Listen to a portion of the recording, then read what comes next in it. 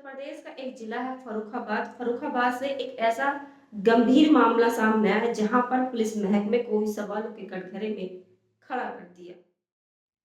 एक छात्रा के साथ गलत व्यवहार करने के आरोप में एक सिपाही को न सिर्फ गिरफ्तार किया बल्कि उसे पुलिस महकमे से भी बर्खास्त कर दिया।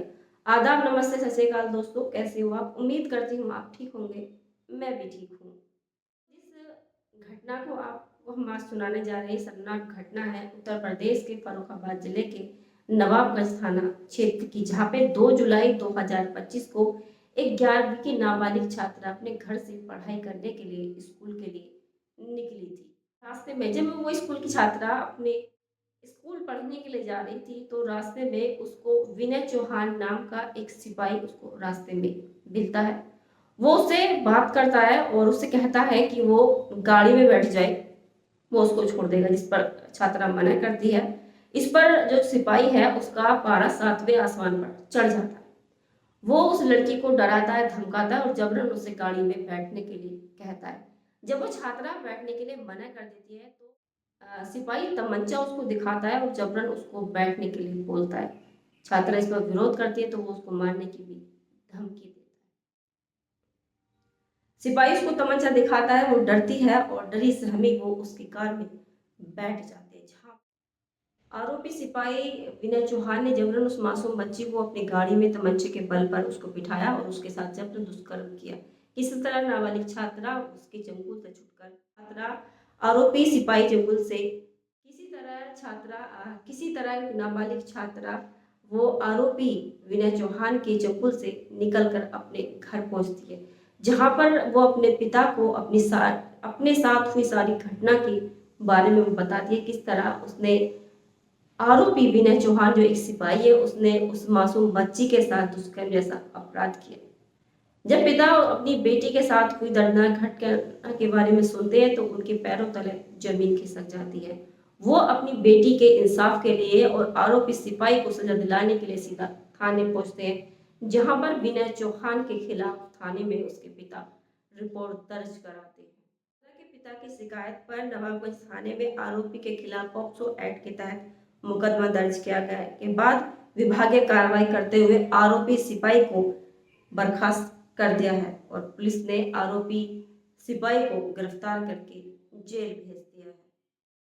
पुलिस ने आरोपी को गिरफ्तार करके जेल भेज दिया है और उसे पुलिस विभाग से भी बर्खास्त कर दिया है। जांच है वो सीओ मोहम्मदाबाद को सौंपी गई। जांच के बाद विभाग कार्रवाई करते हुए आरोपी सिपाही को बर्खास्त कर दिया गया।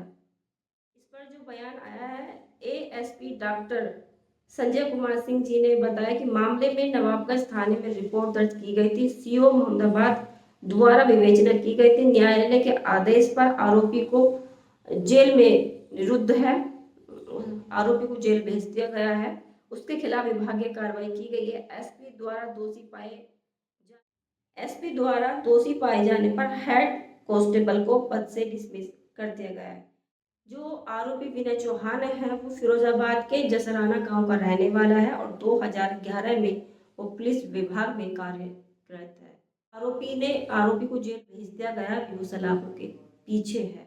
दोस्तों, ये जो शर्मनाक घटना है, घटना 2 जुलाई 2025 की है। उत्तर प्रदेश के नवाबगंज थाना क्षेत्र की ये घटना है जहां पर ये शर्मनाक घटना हुई है। जो आरोपी को पुलिस ने गिरफ्तार करके जेल भेज दिया है और उसे पद से भी उसे बर्खास्त कर दिया गया है। जिस वर्दी को लोग सुरक्षा का प्रतीक मानते हैं, अगर वही वर्दी किसी मासूम का डर का कारण बन जाए तो पूरा सिस्टम सवालों के घेरे में आ जाता है। फिलहाल जो आरोपी है वो सलाखों के पीछे है। पुलिस ने गिरफ्तार करके उसे जेल भेज दिया है।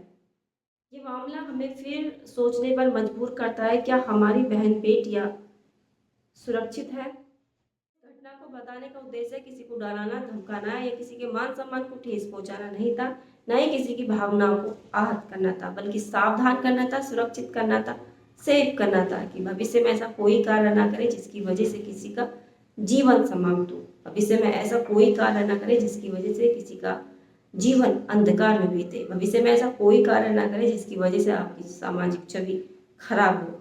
सावधान रहें, सुरक्षित रहें, खुद को सेफ रखें, वीडियो को ज़्यादा से ज़्यादा शेयर करें और ऐसे अपराधी को सजा दिलाने के लिए एकजुट होकर आवाज़ उठाएं ताकि ऐसा अपराध समाज में दोबारा ना हो।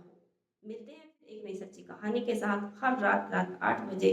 तब तक के लिए अपना ख्याल रखिए। खुदा हाफिज।